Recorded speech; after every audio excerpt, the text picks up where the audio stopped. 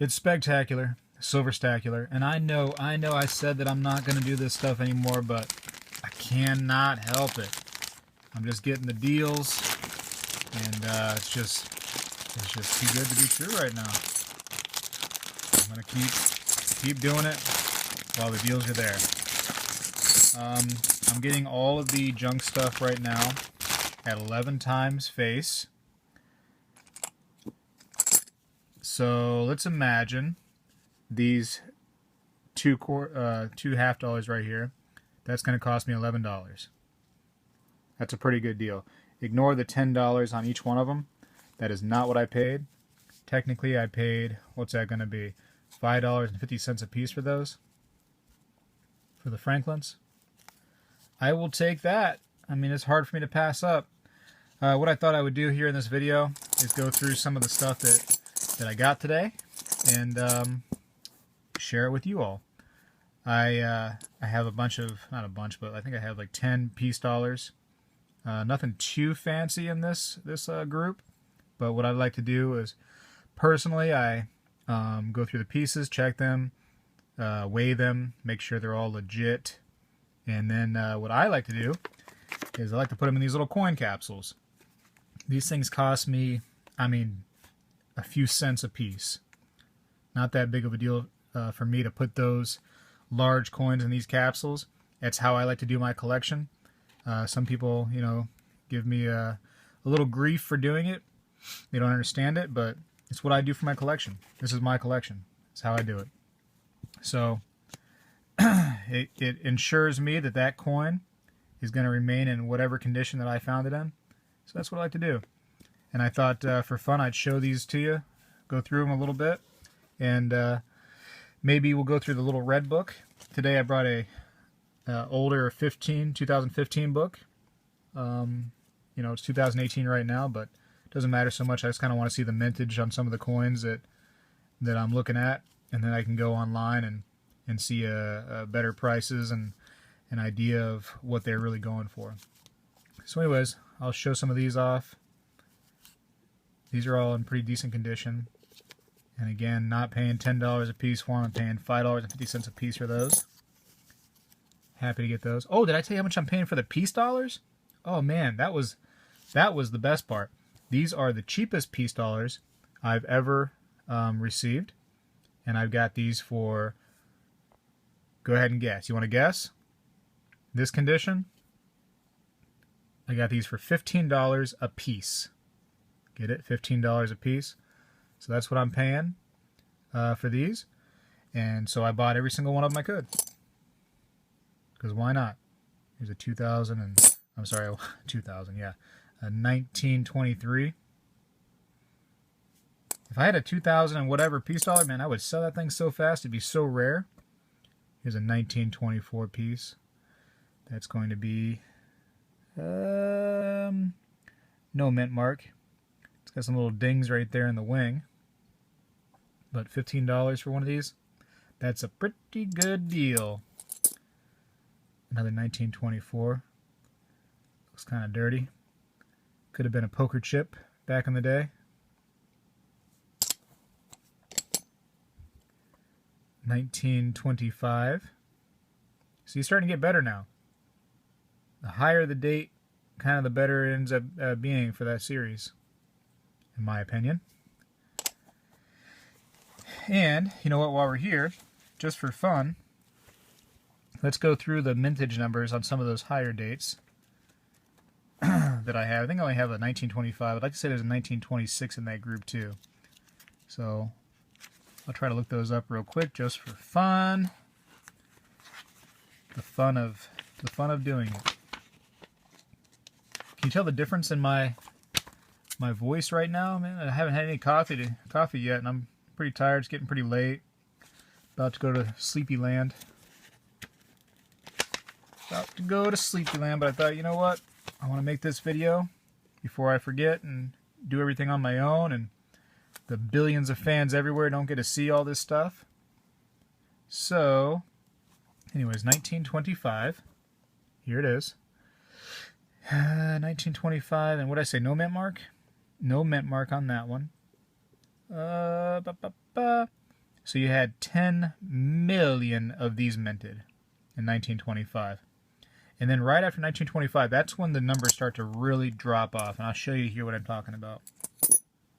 Because here's, nope, 1923, 1924. Maybe 25 was the latest one I had. No, wait, what's this? Here's a 1924. All right, 1922. Those are awfully common. Here you go, 1926. What is that mint mark? Can you see it? I'm gonna have to take it away from the camera for a second just so I can see it. It is a D. Right there. So 1926 D. Let's see what that goes. So right here in 1926 D had 2.3 million minted. So in comparison to the 10 million from that one I just showed you, or if you want to go even further back, like 1923, where there was 30 million, 2.3 million seems like it's pretty good in my opinion. And that's why I say these newer and like newer years, you know, like earlier, or it's later years. So from 1926 on to 1935, these are, in my opinion, should be more sought after by you as a collector. So there you go. It gets confusing. We're talking about earlier and later years a little bit. So anyways, I got those. Let me zoom back out. Put those over here. $15 a piece for those. Pretty happy to have that stuff. And so I got, that's a nice little Franklin. It looks pretty shiny. That could be a proof. It's a dirtied up proof a little bit, but that could have been one. Let's see. Here's looks like a cleaned Walking Liberty I got. 1942. There's a lot of those made. Looks like it had been cleaned because that weird luster is there, even though the coin is all worn down. So we got that. Oops. 1954 Benji. 1951 Benji. Oh, I love this stuff. This is way better than bars and rounds. I'm sorry. I'm sorry. Just gotta say it. Too much history here to not like it. 1963. And what I think is cheap, too. 1951. Silver will go up eventually. Pretty confident. And when it does, this stuff will, my little investment will be worth quite a bit more. 1944. Walking Liberty. Cool, cool. A few more of these. Again, ignore the $10 price tag. We ain't paying that price for them. No way. 1958, 59, 58. Those are fun to have. Fun to have. And then I got some more quarters. I got some, these are all decently early dates. I got a little time. If you all, have some time to spend with me, we can hang out together and we can look up a few of these quarters just for fun. Because some of those older Washingtons have potential value there, believe it or not. So let me go to my red book and go back in time. Let's see what we got here. So 1936, no mint mark. Not much there, but it's fun to have early coins, so I'm going to keep it aside.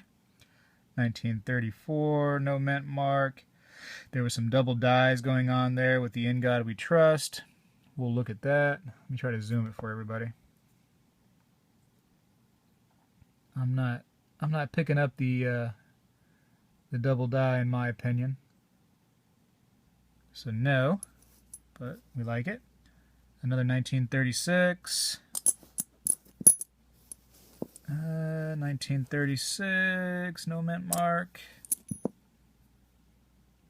39, no mint mark. I think that's when they stopped having like a little bit more value to them in 1939, around that time. Yeah, not much there. 33 million were minted. Another 39, no mint mark. 34, no mint mark. So we'll look for the double die on that. Again, I don't see it there. Don't see it there. Here's a mint mark. What's this one? 39. Hold on. Let me look in real close here. S, 1939 S. That is going to be, that's a decent one. 1939 S, 2.6 million minted. So there's some potential value there.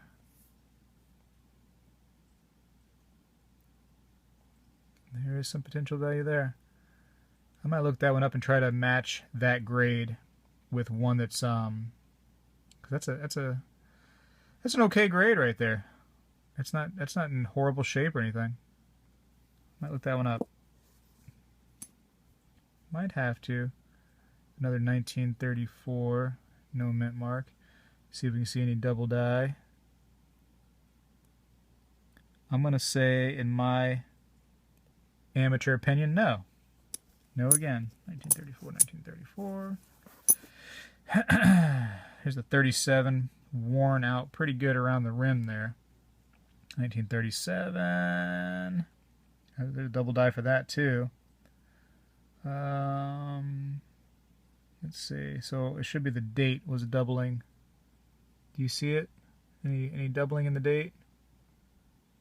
That'd be a big ticket item if it was. I don't see it. We're broke. We're poor. It's okay. We're all poor together. Here's a 1939D. The date's barely visible there, but it comes down to 39. And the D. Let's see what that one's all about. 7 million. It's a little bit better of a date. You can put that with the other 1939. Because why not, right? We got time. Here's another 1934 no mint mark. That one looks a little different. I don't know, maybe I'm just seeing things. But the In God We Trust looks different. Let me see. Maybe I'm crazy? I might take the loop and look at that one a little bit better. It looks kind of thicker. I think there could possibly be some doubling. Yeah, I might look at that a little closer, so I will do that.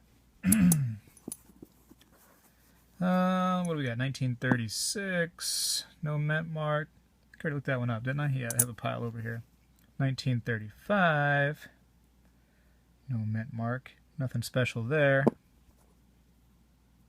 1938, what is that? S? Yep, 1938 S. That one is worth a little bit. There's a 2.8 million minted there. You want to see it? So 19, and again, this is an older book, so we're not really trying to find prices and whatnot here so much, but 1938 S, 2.8 million minted for an extra fine 40. And 4 years ago, about 20 bucks. Right, 4 years ago? Or was this 2015? I can't remember what the book was. 2015, so 3 years ago. Getting close to 4 years though. It's at the end of 2018. So that was cool. So we like having those fancy ones. We'll put that to the side. I might look those up on the eBay and see what they've been sold for. Here's another 1934 no mint mark. I don't know that I see anything special there as far as double die. Hard to tell on the coins when they start getting worn though. Hard to tell. 1935. Worn out, huh? Jeez. Goodness gracious. And 1936, no mint mark. No big deal. 41 million minted that year. And 1927 D, Standing Liberty. See the little D right there by my thumb? 1927. Let's look at that up for fun. These are fun to have. I love the Standing Liberty. 1927D. There's a great one. That's less than 1 million minted for that one. That's actually the big ticket item. Well, almost the big ticket item. The big one for the later parts of those dates, from 1925 to 1930, is the 1927S. So we got the D, which is pretty darn good. That's 976 million. I'll show you right here. For paying, what would we pay for that technically? Less than $3. Here we go. So 1927D, 976,000 minted. So again, for a poor grade, it's going for this this number right here. At least, you know, in this book that many years ago, what it actually sells for on, you know, the open market is totally different. But that's what the book says. And here's the big ticket item, 1927S, 396,000. You know, that'd be a big one. But hey, this was pretty darn good too. Pretty darn good. Of course, here's the bigger ones over here. The later ones that are always torn up and you can never see the date. But anyways, that's cool. And I only got one of those too. Could only find one in the pile that actually had a nice, you know, somewhat visible date there. So very cool. Very cool. Happy to have that. See, that's what I like about this stuff. It can surprise you. Because I did not see that coming. No way. Alright, let's do a little bit of this real quick since you're here with me. Let's move all these quarters to the side. And let's weigh a couple of these piece dollars. Hopefully this works on this somewhat not so flat surface. And just make sure that they all are the weight they're supposed to be. This is again why we like having this red book, because we can go to the dollar coins and find out how much they're supposed to weigh. So we're going to go to on and mode. We want grams, and we're looking for a number around 26.73 grams is what we want. So these are all pretty decent condition, so they all should be around that mark as long as they're legit. 26.73. 26.7. You can't ask for better than that.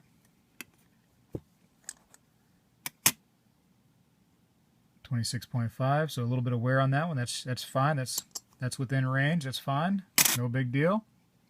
26.7, right on the money. 26.7, beautiful. Good job. 26.6, you're doing a fine job there. This one's going to be right on the money, I guarantee you. Watch this. Whoa, I was wrong. 26.6. Try it again. Oh, try it again. Come on. No, that's way too much. Alright, I was wrong. That was the first time in my entire life I've been wrong. It's so crazy. And you've seen it live right here. 26.6. Come on now. Get out of there.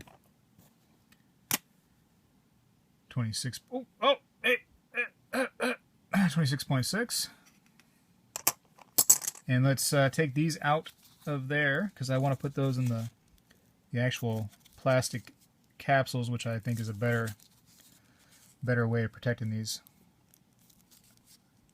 This was a good day. This was a good haul right here. I'm very happy with all this. You can see now what I've been talking about with always look through your junk silver, make sure that there's nothing special in there, because, you know, yeah, I'm not, you know, quitting my job or anything because of that stuff that I had, but it's definitely nice to find more money within the money. Wow, these things are, what are they made out of? These are the new staples made out of diamond plating right here that I can't. Jeez. All right, here we go. You're diamond plating the staples there. This was a 1926. All right, what do you think? You think decent condition? Looks pretty decent.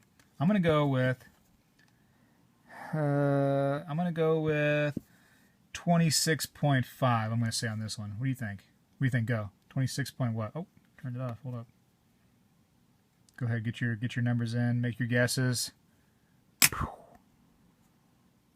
Oh, 26.6. Hey, I like that better than my guess though. All right, and one more to get out of the case. One more. I know I've been saying I'm going to go with more of the silver rounds and bars, but when you find this stuff like this, it seems like it's too good to be true. You got to get it. You got to get it. You got to jump on it. And that's what I did. I jumped on it, and I thought that I wanted to share it with everybody, so we can jump on it together. 1922. This should be right on the money. Nope. A little bit of wear on the 1922. 26.5. All right. So yeah, what a good time. You have to all let me know, like, you know, how are you doing on some of this stuff? Have you ever got a piece for $15 before? I have never, to my knowledge, I don't think I ever have got one for that price. I've gotten $16 ones, but now we're getting into the $15 range. So that's good.